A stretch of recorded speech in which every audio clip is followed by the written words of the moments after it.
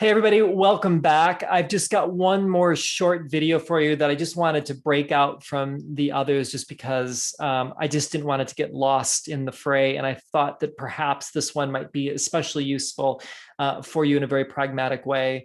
You know, one of the things we talked about with the symbolic frame is that the symbols that we use can often communicate the vision and the values that are really, really important. And I think one of the symbols that is grossly underutilized in youth ministry is that of the budget. Now, right away you're going, oh my gosh, budget. And I'm right there with you. Like, I don't really dream about budget. I don't think like in debits and credits. That's not really where I go. But I learned early on that a budget is really not so much about it being sort of a pragmatic instrument that we use to say how much money we need for the year.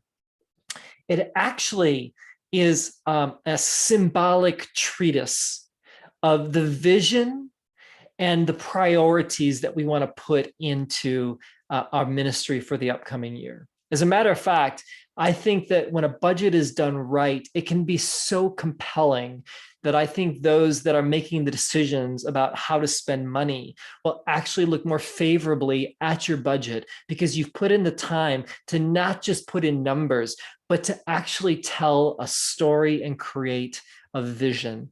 And so I'm going to put this in some of the extra material for you, but it's an Excel spreadsheet that just gives you a sample budget that helps you perhaps rethink how you're doing your budgeting and perhaps think of it as a really important symbol. I'm going to call it up here and just show it to you really quick and just make a couple of comments on it. You're going to notice that this budget has a number of things that are really, really crucial. First of all, if you'll notice in column B, we have the approved budget. This is probably the budget that was approved to you last year. And then you also have the ability to do the actual budget. That's what you've actually spent this year. Now, this year has been a bit crazy, but like in maybe normal circumstances, this really is helpful because an approved budget or the budget that you proposed has limitations. You can't really predict the future. You don't really know how you're going to use the money yet, but you have a general sense of how you're going to do that, and you have the categories for that. But then the actual budget shows how you actually spent the money. And what the comparison allows you to do is it allows you then to really compare and contrast. Did I really use what I thought I was going to use, or where did I spend more than I thought I was going to spend? So it's not just about the bottom line. It's actually how you've invested your money along the way. The more you do this, the more accurate you're going to get and more predicted. You'll be able to predict it better. So it's okay if you're off, but this is a great way for you to sort of look at your spending habits compared to what you predicted and do that along the way. Now, you'll notice that in this budget that I'm giving you, you'll see that there's different categories of, in this case, this was student ministry. And you have what would be considered income. And usually that's just money that's coming in because of retreats. And then you have expenses. That's what you actually spend. And then the bottom line and all that comes with that. So just a couple of things to point out for you here that I hope you might find helpful. First of all, when you think about conferences and things like that, obviously, this is going to be more of an event where you're gaining income that's going to then be used for the event. I think this is where you can also think about, well, what's the purpose of the conference? What's the on-ramp and the off-ramp? Why are we doing certain events or retreats or those type of things? Is it just because we've always done that? Or can you communicate to those that you're with to say, this is one of the few places that kids who normally don't come to church come, and we want to meet them in a personal way, right? I mean, there's ways you could talk about that I think could be really, really important. And I think if you can detail out like what the fees are going to be, then you kind of know what your inflows are going to be and how you're going to spend that money. I think we'll find later that this is a really important question as well, because it's a justice issue as well.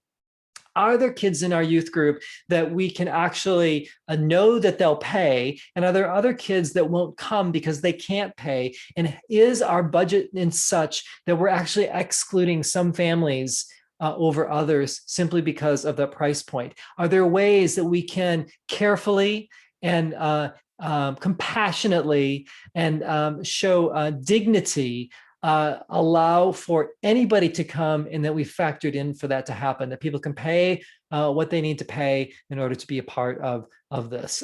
We never want price to be a barrier, or we turn that into something, because then it turns into a justice issue. Also, oftentimes there's just things that we think about with, say, our staff. Now, not everybody has a staff, but perhaps you have a few volunteers or that type of thing. And I think the big question I like to ask myself is, how am I investing in my team? Now, I think kids are really important. I think families are really important. We're going to invest in them as well. But if my team can't feel like they're being invested in, if they don't have the tools and the encouragement they need to do their job, volunteering, or if I'm paying them, the whole vision is going to fall apart. So I like to always lead with saying, this is how I want to take care of my team. So what does that look like? Well, perhaps there's some books or conferences that I want to point them toward.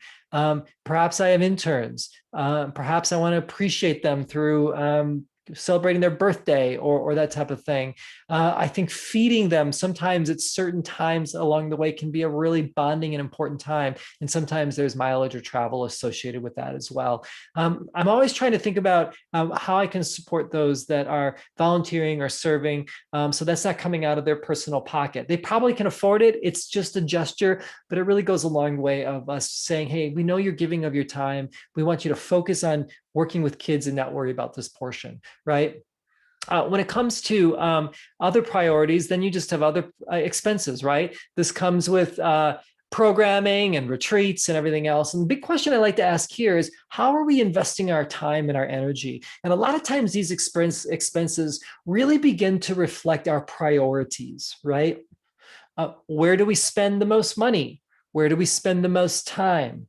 What are we investing in that we think is going to have the biggest impact, right? Now, that doesn't always, there's not always a nice, neat way to do that, especially in ministry. But I think it's important for us to understand that. Like, if your budget for games is bigger than your budget for maybe scholarships, I just think you should ask yourself a question, like, are games really more important than scholarships? Or do we need to sort of rethink the budget? And I think if we can do that, we begin to say to those that are actually making the decisions with our budget, the elders that do that, I see that they have thought through how they're going to spend the money and why this amount is there and why this is a priority and a value for the ministry to actually function, right? The more you can tell that story, the more you can justify why you're spending what you're spending to accomplish the bigger priorities and goals of your ministry, the more it won't look like, oh, they just want to spend money. But there's actually a reason for that. So I've just given you some examples of what that looks like and what you need to think about there. I think you just need to keep in mind that sometimes there's other administration costs as well. And I think we just have to ask our question of, how are we stewarding the resources that we have? Is print the best way? Can we do things online? Are there subscriptions that I have that I don't need anymore? Can I renegotiate the way that I think about transportation? All these factors are a stewardship issue that I can think it can be really important.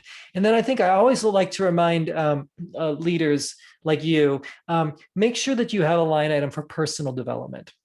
This is a great interview question as well. Like people are like, wow, it's going to be great here. I would always ask them, what's the budget for our ministry that I'd be stepping into? And what about professional development? Do you guys provide for that? That's a great thing to negotiate into your contract as well, because you need to continue to grow and develop as well. I think you should have money for books and resources. I think you should be able to at least go to one conference or training a year so that you are being filled along the way. Any ministry or church that's worth working at least sees the value of that. If they are like, wow, it's on your own time, or why would we do that?